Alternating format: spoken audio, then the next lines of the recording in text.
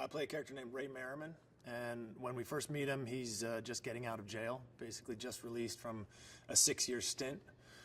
He went to jail for robbing banks, which he got into after he came back from the military, from a deployment, and basically couldn't find the same kind of excitement in his life that he had overseas. And also, couldn't find a good job. And so he ended up going into a life of crime. And one of the jobs had a couple of successful robberies, and then one of the jobs went bad. So he ended up in jail for 6 years. We meet him just as he's getting out, and he's reassembling his group of guys and going after a big fish.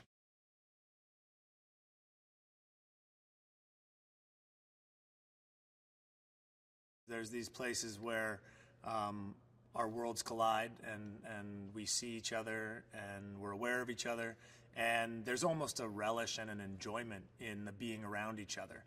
From our side, certainly knowing that we're being chased by the best the city has to offer, the best department the city has to offer, and despite the fact that they're onto us, they know where we are, and they even possibly know what we're aiming for. That they're not going to get us. And that's, inherent in the character of Merrimen, is that he wants to take down the biggest thing possible. He doesn't want to do an easy job. He wants to only do the impossible. And I think there's a respect between Big Nick and Merrimen. They both, while they're chasing each other and while there's a lot of animosity and a lot of macho posturing between them, there's also a lot of respect about how they go about their job and their effectiveness as men, basically.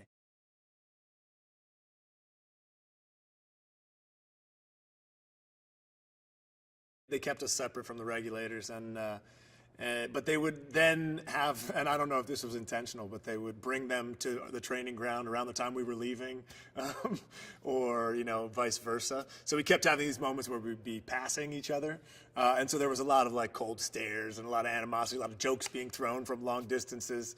It just bred, I think it bred a sort of healthy competition, where the real crux of this movie lives between a real face-off between my character and Jerry's character and our two teams, And so I think for Jerry and I both to get to have our squads and be separate with them, and also have this kind of competition thing of who's getting the better training, who's spending more time at the range, who's whatever, I think it really did help kind of breed that competition thing in a really good way.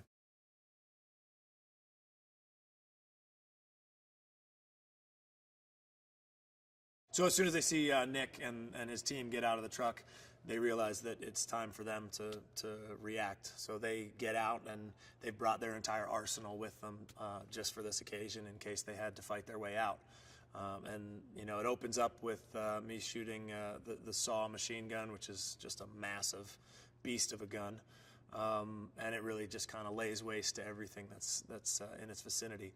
And then from there, you see again the military precision as these guys do a center peel down the corridor, and it's just they move with military efficiency from car to car to car, and basically peel off away from the corridor and down the street.